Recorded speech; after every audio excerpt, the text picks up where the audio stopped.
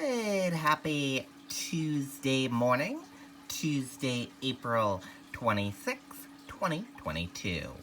I'm Riley King. Welcome to this Tuesday morning edition of your morning news update right here on the Riley King Radio Network. Let's get started right now. First up, House works on bill to ensure home study for all out-of-state New Hampshire DCYF children placements in New Hampshire.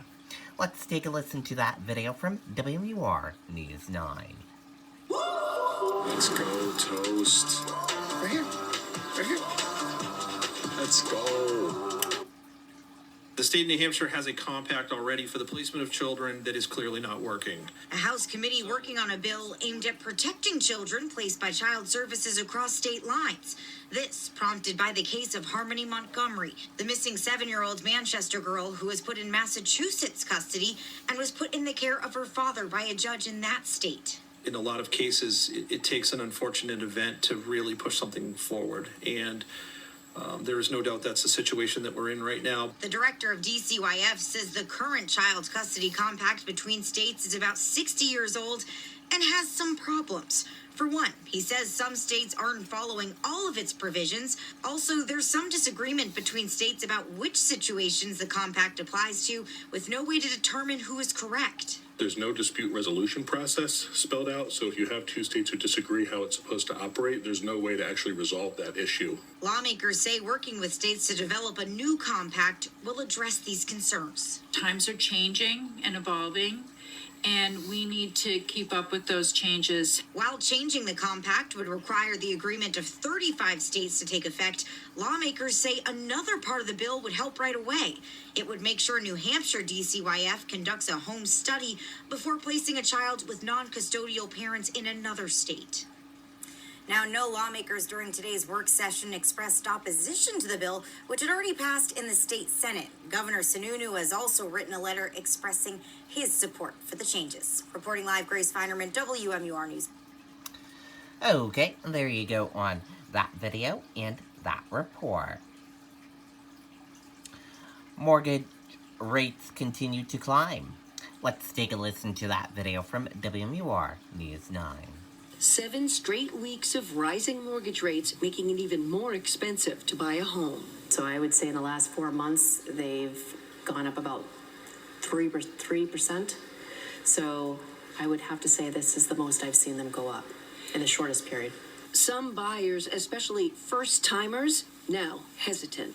The buyers that are below the 350,000 mark, it's definitely impacting their decision. In dollars and cents, it means that a house bought today for $300,000 cost about $340 more a month than if bought last fall.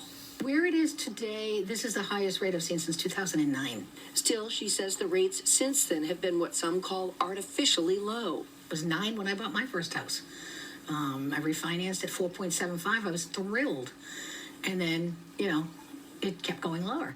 Meant to help people, especially during the pandemic. Experts say rates are impacted by economic growth, the employment rate, and the gross domestic product. It's driven by inflation that hit a 40-year high in February and by the housing market. It's readjusting, and there aren't as many homes on the market either, so that's the other thing that's making it more difficult. For the buyers, I don't think they should give up hope. Now, in general, it's expected that the mortgage rates will continue to fluctuate and likely go higher. A lot could depend, though, on what happens May 4th. That's when the Fed's expected to announce some of the ways it plans to fight inflation. We're live in Portsmouth. Jennifer Crompton, WMUR News 9. Okay, there you go on that video and that report. Arkansas governor speaks at Politics and Eggs event in New Hampshire. Let's take a listen to that video from WMUR News 9.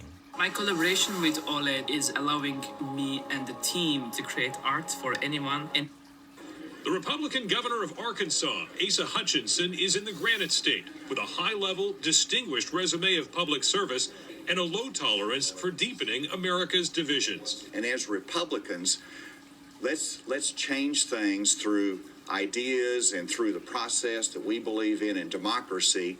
Let's not use the state as a tool to punish businesses and those that make different decisions. Addressing the politics and eggs crowd, Hutchinson said he also wants to promote a specific kind of Republican candidate in this year's midterm elections. And so in 2022, we need leaders who are problem solvers and not simply chaos creators. What's an example of this so-called chaos creation that you've taken issue with? Well, I think everybody knows, but whenever you're looking at a primary, and if you're basing the election on a personality or how hard they drive their message in terms of inflammatory language, to me that helps create chaos and confusion. Like some Republicans in the conversation as possible presidential candidates in 2024, Hutchinson is drawing a distinction without naming names. Whatever these candidates on the Republican side say, they're going to be sort of judged on, is this person a Trump Republican or aren't they? In a unique twist, Governor Hutchinson got his introduction at Politics and Eggs today from Governor Chris Sununu, who says Hutchinson is one of the rare politicians who actually listens. As politicians, we tend to talk at people. But Asa is one of those that just, when you have that discussion, he makes the eye contact and you go, wow, he's really listening. Adam Sexton, WMUR, News 9. Okay, and there you go on that video and that report. No suspects identified in Concord couple's shooting deaths. Let's take a listen to that video from WMUR News 9. We are again asking anyone who saw the Reeds on Monday afternoon, April 18th of 2022, or who has any information related to their disappearance and deaths, to contact the Concord Police Department. Investigators urging vigilance and caution in the community while confirming the popular Broken Ground Trail remains open to the public and asking for any surveillance video from the area. If people in that general area have video surveillance, Ring doorbell cameras, or anything in the like, we'd ask them to provide it to the Concord Police Department. The Attorney General's office says it's working with state, local, and federal agencies on this high-profile investigation. The focus is on last Monday in the afternoon. And in addition, and in particular, anyone who was hiking in the Broken Ground trails on Monday afternoon, in particular on the Marsh Loop Trail, but on any of the trails in that area, is asked to contact the Concord Police Department. In a statement provided exclusively to WMUR, family of Stephen and Wendy Reed say the couple retired in Concord 3 years ago after 3 decades of humanitarian and international aid work. Wendy is from West Africa and met the love of her life in Washington, D.C. while studying on an athletic scholarship. A cash reward is being offered for information that leads to arrests. Tipsters can remain anonymous by calling 603-223-3100. Let's bring in now my WMUR colleague Scott Cook for more on what happened today here at the trail. What can you tell us, Scott? Well, Amy, when you and I got out here this morning, there was the trails were open to the public. However, nobody was out here, at least not that we saw. Early this afternoon, Concord police arrived back on scene, and they did close down one of the trails here, the Marsh Loop Trail, as they continued their investigation into what happened.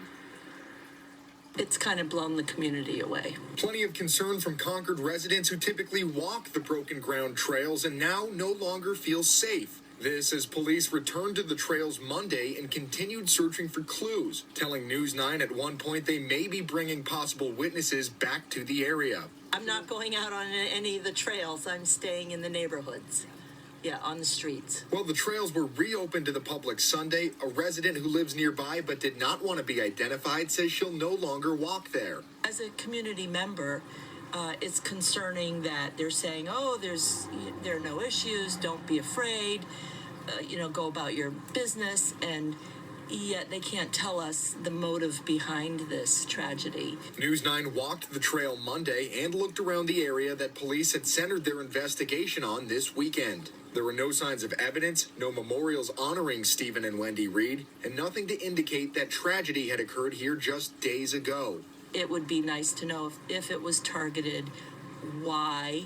It's just not, I don't feel very comfortable with the message that the city's sending right now.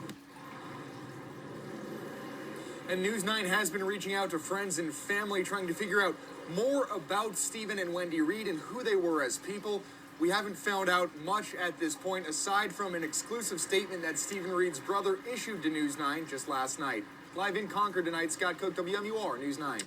You gotta tell people that Liberty Mutual. Okay, and there you go on that video and that report. Sununu Nick's latest congressional redistricting map.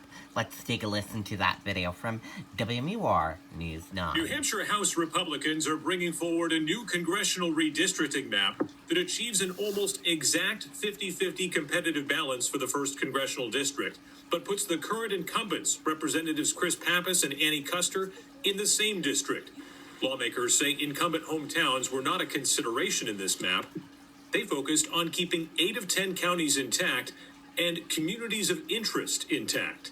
So in the proposed map, the Republican would have won CD1 by 300 votes, 50.05% in the largest turnout election in the state's history. The proposed 2nd Congressional District, while not as overwhelmingly Democratic as the map Republican legislators approved that Governor Chris Sununu has said he will veto, still becomes a safer seat for Democrats. You can't make 2 competitive seats, so I made one as competitive as possible. But any hope for this map was short-lived as Governor Chris Sununu released a statement this afternoon saying, quote, "The people of New Hampshire are counting on the House Special Committee on Redistricting to deliver a map that holds our incumbents accountable and keeps our districts competitive. We are still not there." In Concord, Adam Sexton, WMUR, News 9. Okay, and there you go on that video and that report.